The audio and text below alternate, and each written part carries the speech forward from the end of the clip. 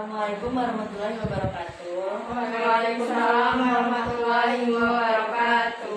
Selamat siang Ibu-Ibu. Hari ini saya Bidantari akan mengadakan penyuluhan tentang pencegahan penularan infeksi menular seksual dan HIV/AIDS pada krisis kesehatan situasi tanggap darurat bencana ya Ibu-Ibu. Iya, Bu Ida. Baiklah, di sini saya akan menjelaskan tentang pencegahan penularan infeksi menular seksual dan HIV/AIDS pada krisis kesehatan situasi tanggap darurat bencana. Nah, pada situasi bencana dapat terjadi peningkatan risiko penularan HIV karena faktor-faktor yang sebagai berikut, misalnya seperti kesulitan dalam menerapkan praktik kewaspadaan standar karena keterbatasan alat dan bahan. Lalu terjadi peningkatan kasus kekerasan seksual yang berpotensi menularkan HIV, dan juga ada terjadinya peningkatan risiko transfusi darah yang tidak aman, dan juga terjadi hubungan seksual yang tidak aman.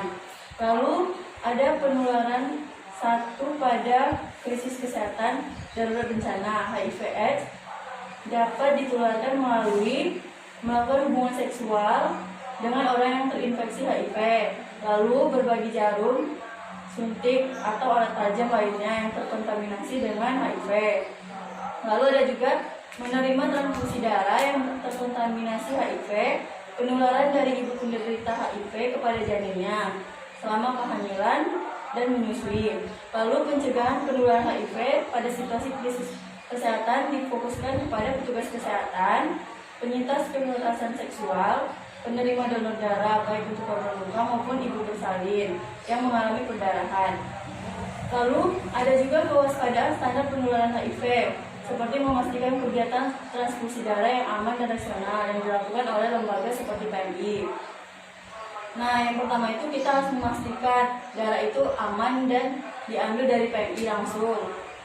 Lalu lakukan koordinasi juga untuk mengetahui kontak person atau penanggung jawab yang dapat dihubungi di PMI tersebut, dan juga perhatikan prinsip pelaksanaan transfusi darah yang aman, seperti transfusi darah hanya dilakukan untuk keadaan yang mengancam nyawa, dan juga menggunakan obat-obatan untuk mencegah atau mengurangi perdarahan yang aktif, misalnya oksitosin dan lain-lain. Lalu lakukan koordinasi dengan puskesmas atau rumah sakit untuk penyediaan cairan pengganti darah seperti kristaloid, dan juga ada menekankan pentingnya kewaspadaan standar sejak awal, dimulai koordinasi dan memastikan penerapannya. Ada juga memastikan ketersediaan dan pemberian profilaksis atau pasca pajanan. Nah, itu ada memastikan ketersediaan di layanan kesehatan, lalu memastikan petugas kesehatan mengetahui P3 sebagai paket tindakan pencegahan standar untuk mengurangi risiko penularan infeksi. Lalu seperti memasang pengumuman atau informasi tentang cara-cara penolongan pertama, menyelenggarakan sesi orientasi, menetapkan sistem pengawasan. Lalu ada juga penyediaan kondom gratis, memastikan ketersediaan kondom melalui koordinasi dengan organisasi atau lembaga yang bekerja di bidang tersebut. Lalu juga memastikan pemberian kondom harus jauh sesuai dengan budaya masyarakat setempat, misalnya seperti melalui fasilitas kesehatan setempat.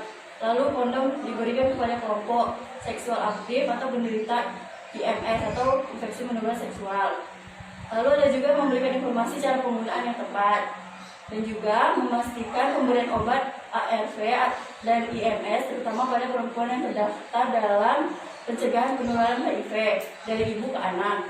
Lalu ada juga memastikan ketersediaan data dari layanan ARV dan layanan HIV/AIDS di wilayah tersebut seperti puskesmas, rumah sakit, dan juga pastikan krisis kesehatan pemberian ARV tidak boleh terputus. Oleh karena itu, penanggung jawab harus terus menyediakan komponen pencegahan tersebut, dan juga memasang informasi dengan nomor telepon yang bisa dihubungi selama 24 jam untuk lanjutan pengobatan IMS tersebut. Sampai di sini apakah Ibu ada yang ingin ditanyakan? Saya ingin bertanya, Bu. Ya, Bu, berarti kalau misalnya kena HIV itu bisa keluar dari jarum suntik ya? Dari jarum suntik. Itu dari melakukan hubungan intim juga ya, Bu? Terus kalau misalnya Dari hubungan intim itu mereka kan suami istri kan Bu? Ya. Berarti berhenti atau gimana tuh Bu? Apanya? Melakukan hubungan intimnya atau bisa pakai kondom atau gimana?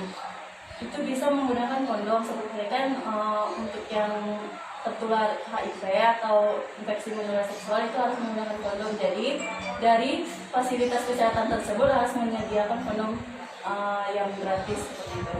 Terus ya Bu, nanti kalau misalnya dia hamil, anaknya bisa terinfeksi juga ya berarti ya Bu? Iya, bisa terinfeksi karena kan menular dari ibunya selama kehamilan sampai menyusui. Ya Bu. Iya Bu. Apa? Iya Bu. Bu, berarti kalau kita mau ngambil darah itu harus dari PMI yang bersangkutan ya? Agar supaya darah kan ini tahu aman dan rasional seperti itu, aman digunakan. Lalu kita tahu kan darah itu pasti dari siapa diambilnya. Ya Bu. Apakah ada yang ditanyakan lagi Bu? Nggak ada deh, Bu. Nggak ada ya. Baiklah Ibu-Ibu, penyuluhan hari ini saya tutup dulu ya. Assalamualaikum warahmatullahi wabarakatuh. Waalaikumsalam.